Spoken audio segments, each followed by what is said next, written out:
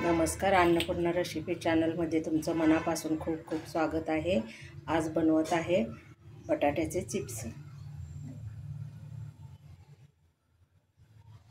हे अर्धा किलो बटाटे आहेत।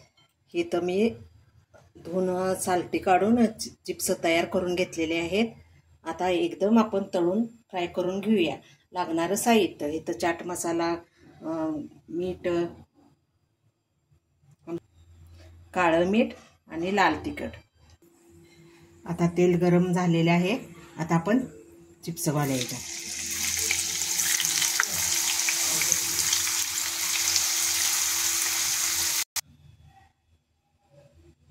मी इथं इंदुरी बटाटा वापरलेला आहे। बघा, हे चिप्स तयार झालेले आहेत फ्राय करून, आणि हे किती क्रिस्पी झालेले आहेत।